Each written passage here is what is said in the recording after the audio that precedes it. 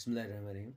आज fourth semester की बात करेंगे इन जनरल वे में। आप देख लीजिए बहुत सारे question paper at from beginning till end, बहुत सारे क्वेश्चन पेपर, हर एक में एक दो तीन क्वेश्चंस या थे ही नहीं, या उसकी आंसर ठीक नहीं थे, या वो गलत रॉन्ग क्वेश्चन दिया। बट लेटर ऑन आखिर में 18 तारीख को जो मैथमेटिक्स का पेपर हो गया, उसमें कम से कम 20 क्वेश्चंस थे जो सिलेबस से बाहर थे, और कम से कम 10 टू 15 क्वेश्चंस थे जो इवन उस अथेंटिक थे ही नहीं।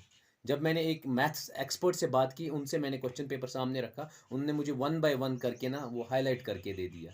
आप खुद देख लीजिए। आप उससे पहले आप लोगों ने देखा होगा कश्मीरी में कम से कम 30 क्वेश्चंस आउट ऑफ सिलेबस थे। चलिए अब ये हो गया कि उनको रिक्वेस्ट की एग्जामिनेशन कंट्रोलर कश्मीर यूनिवर्सिटी को, तो उनने उसको नया डेट निकाला, 23 को है वो एग्ज़ाम।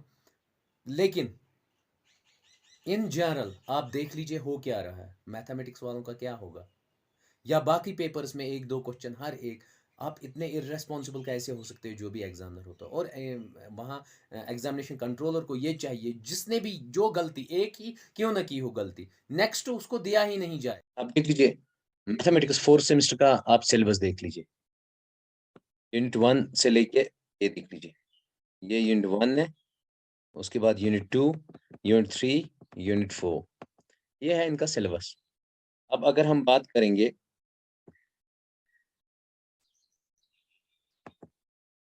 ये सिलेबस, अब देख लीजिए।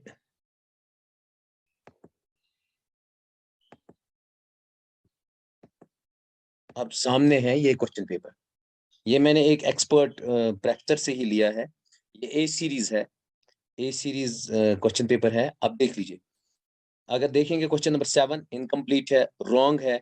उसके बाद क्वेश्चन नंबर 3 रॉन्ग है, नो कैप्शन, एक भी कैप्शन इसमें करेक्ट नहीं है। क्वेश्चन नंबर 9 में क्वेश्चन नंबर, उसके बाद क्वेश्चन नंबर 13 इनकम्प्लीट क्वेश्चन है। क्वेश्चन नंबर 22 रॉन्ग है। क्वेश्चन नंबर 24 रॉन्ग है। Not in syllabus 25, not in syllabus 16, not in syllabus. उसके बाद देख लीजिए question number 19 not in syllabus, incomplete question 28 और हार्ड, ये इसका तो आंसर ही नहीं है मिल रहा है।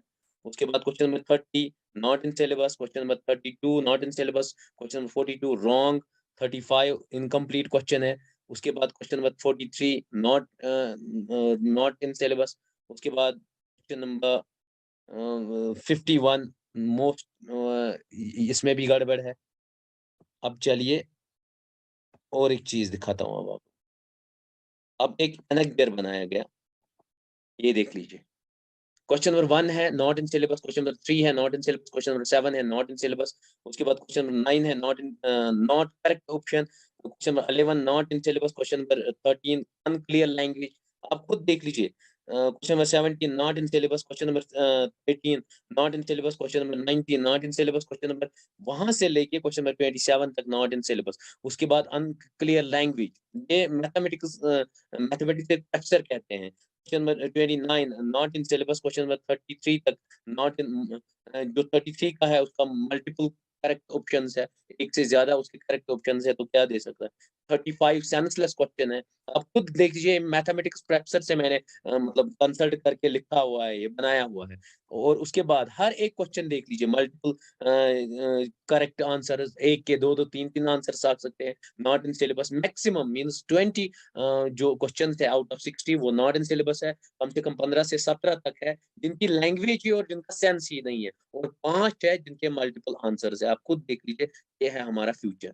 अब जो भी मैथमेटिक्स पढ़ रहा होगा, या अभी इससे पहले कश्मीरी में इन्होंने किया था, उससे पहले क्या कहते हैं इसको, सोशियोलॉजी या ज्योग्राफी में 3-4 क्वेश्चन ऐसे ही मतलब जिसकी लैंग्वेज समझ नहीं आती है, जिसके 2-2 ऑप्शंस आते हैं, तो ऑटोमेटिकली उनका कैरियर तो दांव पे लगेगा। अगर उनको पास मार्क्स के लिए 30 चाहिए या 36 चाहिए, अगर 2 ही 4 ही क्वेश्चन ऐसे ही गड़बड़ होंगी तो बहुत सारे बच्चे उसमें फेल हो जाएंगे। जैसे रिसेंटली आप लोगों ने देखा होगा 6 सेमेस्टर के कितने फेल हुए सोशियोलॉजी में। आप खुद देख लीजिए, आपने उनको कैरियर ही तबाह किया। सोशियोलॉजी छोड़िए, बहुत सारे सब्जेक्ट्स में बच्चे फेल क्यों हुए उस दिन? सिर्फ ये कश्मीर यूनिवर्सिटी रिस्पांसिबल है, क्योंकि उन्होंने उस दिन भी लगाम नहीं लगाई। जिसने भी क्वेश्चन पेपर सेट किया था, 4-4 आंसर्स थे और चंद लोगों ने सीधे कट पेस्ट किया था। कहाँ से मतलब यूजीसी नेट के क्वेश्चन पेपर्स क्वेश्चंस थे, वही उन्होंने वहाँ दिए। कल परसों ही मैंने एजुकेशन का पेपर दिखा दिया, सीधे-सीधे 60 के 60 क्वेश्चन उसने एक बुक से ही उतार दिया। आप देख लीजिए, ये कोई भी रूल फॉलो नहीं करते हैं, ना यूजीसी के गाइडलाइंस ये सब फॉलो करते हैं, ना ये अपना कोई रूल बनाते हैं जिस पे ये फॉलो करे ताकि बच्चे यहाँ मैक्सिमम ब्राइट हो जाए और हमारा ब्राइट फ्यूचर हो जाए। वो कुछ भी नहीं है। हम्बल रिक्वेस्ट है मेरी, आप इसको देख लीजिए, इनका नया एग्ज़ाम करा दीजिए ताकि इनका फ्यूचर ये ट्रॉमा में ना चले जाएँ हमारे स्टूडेंट्स। बाकी थैंक यू।